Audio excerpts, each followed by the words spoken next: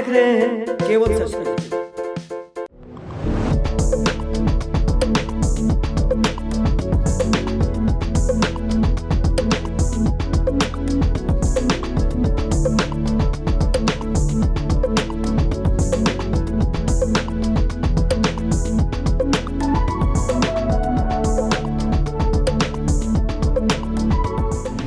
रंजन सिंह जी से, और इस चुनाव में भी ये प्रत्याशी हैं सरपंच पद के। तो रंजन जी 5 साल का आपका कार्यकाल कैसा रहा, उसके बारे में हमारे चैनल को बताएं। पहले मैं केवल सच न्यूज को बहुत बहुत धन्यवाद देना चाहता हूं, जो हमारे यहाँ फरपुर पंचायत में पधारे। आपका स्वागत है। जो भी मैंने कार्य किया है 5 साल में, मैं अपने से बड़ाई नहीं कर सकते हैं। मेरे पंचायत का जनता से पूछ लीजिए, बहुत ही अच्छा रहा है। और मैं दावा के साथ कहना चाहता हूं इस केवल सच के न्यूज़ से। कुछ अनुभव के बारे में बताएं। 5 साल में आपने क्या अनुभव किया, क्या फीलिंग हुआ? अनुभव किए कि मैंने बहुत हमको ज्ञान प्राप्त हुआ 5 साल में। न्याय के प्रति मैं ऋण संकल्प हूँ और रहूँगा। और 5 साल में पूरे पंचायत में ना के बराबर थाना पर मैटर जाता है। थाना पर कोई भी मैटर जाता है, हमको थाना पर भरी सूचित करते हैं। उसके बाद ही कोई काम होता है। और मैं जनता के लिए हर कार्य में हर संभव तत्पर रहता हूँ। आप किन किन मामलों में अन्याय से रूबरू हो चुके हैं? कौन केस में निष्पादन किए हैं? थोड़ा डिटेल्स में बताएं। बोलिए। तो मैं बहुत सारा केस को जैसे अपने हाथ से हैंडल किया हूँ। पारिवारिक झगड़ा हुआ, आर्म्स एक्ट हुआ, जमीनी विवाद हुआ। अच्छा, एक चीज़ बताइए रंजन जी कि क्या किसी ऐसे मामले को भी आपने निपटाया है जो निहायत ही गरीब व्यक्ति है और उसको सरकारी योजनाओं का लाभ नहीं मिल पाता है? जी, मैं भी एक मीडियम वर्ग से बिलोंग करता हूं। और जो भी मीडियम या गरीब व्यक्ति है, मैं उन्हीं के लिए हमेशा तत्पर रहता हूं और उनके सेवा में हाजिर 24 घंटा में सेवा पंचायत को देता हूं। जो भी हमको खोजते हैं रात बिरात, हमेशा सदैव तत्पर रहता हूं। क्या किसी ऐसे केस को भी आपने टेकअप किया है जो शादी हुआ है और वो शादी सफल नहीं हो पाया, तो उसके कुछ अनुभव के बारे में अपने क्षेत्र की जनता, पूरे बिहार की जनता को बताइए हमारे चैनल के माध्यम से। जी, मैं बहुत सा ऐसा मैटर को सॉल्व किया हूँ जिसका शादी हुआ, विवाद हुआ, छोड़ा, दान दहेज का ये प्रलोभन है। ऐसा मैं बहुत केस को निपटारा किया हूँ अपने पंचायत से। और हमसे जनता हरपुर पंचायत का एकदम संतुष्ट है और हमारे लिए फिर पुनः तत्पर हैं कि फिर से रंजन सिंह को वर्तमान सरपंच को पुनः रिन्यूअल किया जाए।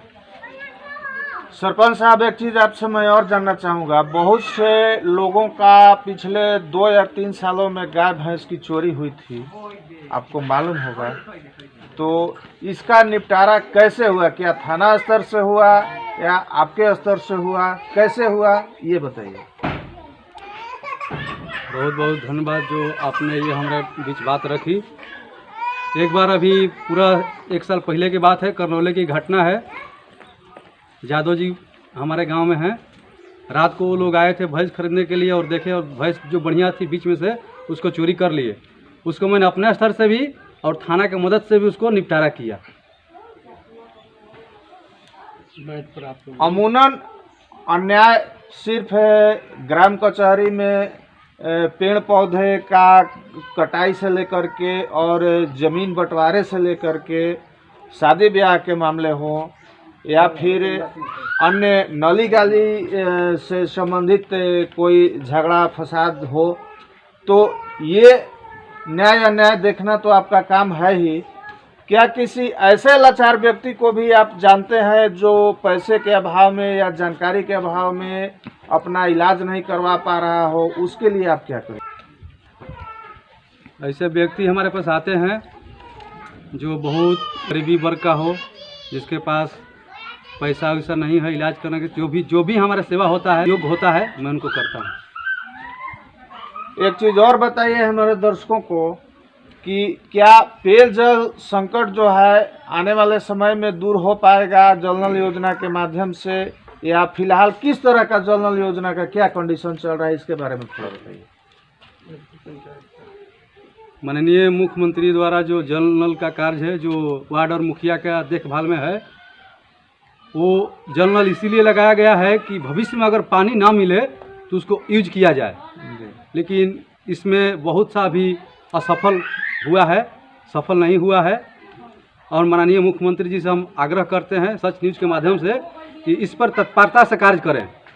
बहुत जगह अभी नल जल चालू नहीं है, बहुत जगह कार्य स्थगल है, पैसा निकासी हो गया है, काम नहीं हुआ है, सब आइए टूटी-फूटी पड़ा है। जानते हैं कुछ यहाँ ग्रामीण जनता हम लोगों के बीच में है, तो इन लोगों से जानकारी लेते हैं कि क्या इस पंचायत में आप कहाँ के रहने वाले हैं? दयाल छपरा के प्रॉपर अपना नाम बता दीजिए। अयोध्या जी। अयोध्या जी, ये बताइए कि आपके गांव में सबसे बड़ी समस्या आज के डेट में क्या है? समस्या हमन के डेट में ये भइल गाय तक नल गली ना बनल, समस्या जाए आवे के रास्ता ना बनल, ये समस्या हमन के। और दूसर समस्या के कौन थी? सोलिंग भी नहीं हुआ। बीपीएल सूची में नाम है आपका? बीपीएल सूची में नाम नहीं रही तो हमारा देखिए थी नहीं मिला था राशन का। बीपीएल सूची में पहले नाम मिलत रहे। अच्छा, पहले मिल रहा था, बीच में आपका नाम काट दिया, यानी सरकार के रजिस्टर में आप धनवान हो चुके हैं, इसलिए शायद काट दिया गया है। चलिए, अच्छा आप बताइए अपना नाम। उमाकांत सिंह। उमाकांत जी कहाँ के रहने वाले हैं? करनौल के रहने वाले हैं। उमाकांत जी, किसान के लिए आज के डेट में सबसे बड़ी समस्या क्या है? जल। जल किस प्रकार का, कैसे कैसे सिंचाई क्या कमी है? सिंचाई के लिए करके हम लोग के यहाँ 15 साल से नहर नहीं आ रहा है। किसान ट्यूबवेल से किसी तरह अपना जीवन यापन कर रहे हैं। इसमें बहुत सारा त्रुटि है, किसानों को तकलीफ है, पेट के वास्ते हर मुद्दा पर ये लोग दिन रात तो अपने लड़ते मरते रहते हैं। नहर का पानी आपके गांव तक नहीं? जी नहीं, हमारे यहाँ नहीं आता। मझिया से आगे नहीं जाता? जी ना। अच्छा, ये बताइए कि पनीमट का मसूल लगता है? नहीं, कोई अइबे नहीं कर रहा है इस समय। अच्छा, पनीमट पानी नहीं दे रहा है, कोई नहीं आ रहा है। पनीमट कहाँ से देंगे? अच्छा, चलिए, आपका क्या नाम हुआ? रामनाथ सिंह। रामनाथ सिंह कहाँ के रहने वाले हैं? मैं भी करनौल के हूँ। करनौल के रहने वाले हैं।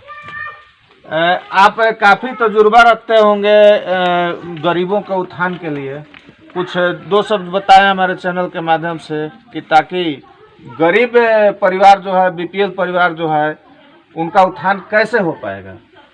बीपीएल परिवार के उत्थान यही हो सकेगा जैसे मुखिया वगैरह हैं, सरपंच साहब हैं, ये लोग सभी सहयोग करके, पंच लोग हैं, ये सभी लोग मिल के ये निर्धारित करें कि इस गांव में कौन गरीब है, कौन धनी है, उसकी एक प्रणाली बना ले और उसके बाद सूची के आधार पर ही वास्तविक में जो गरीब है उसी व्यक्ति को ही ये योजना का लाभ मिल सके, ऐसा करना चाहिए।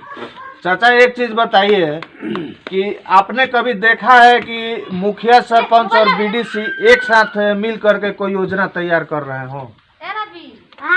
ये योजना तो तैयार करना चाहिए, लेकिन यहाँ पर क्या है, इन लोग का आपस में तालमेल नहीं रहता है, पार्टी पॉलिटिक्स के चलते इसलिए नहीं हो पाता है। कि हमारे सरपंच साहब अपने मुखिया से हमेशा तालमेल रखने की कोशिश करते हैं, तो करते अब उन लोगों का विचार क्या रहता है, तालमेल नहीं खाता है क्या है, इस कारण से हमारे खुद घर के पास में व्यवस्था नहीं हो पाई है। जैसे नाली बनने का, ये कोई भी नाली नहीं बन पाई है हमारे घर के पास। ये लोग एक साथ नहीं बैठ पाते हैं, शायद इसीलिए विकास अधूरा रह इसी कारण से इन लोग तालमेल, इनका विचार जो है ना एक साथ मेल नहीं कर पाता। ठीक है, आपकी बात को हम पहुंचाने का प्रयास कर रहे हैं। अपना नाम बताइए। चंदन से। चंदन जी कहाँ के रहने वाले हैं? करनौल चांदी के रहने वाले हैं। चंदन जी, स्मार्ट पंचायत या स्मार्ट ग्राम बनने के लिए क्या सबसे ज़्यादा जरूरी है? सब जरूरी है, शिक्षा जरूरी है बात बनाने के लिए जी।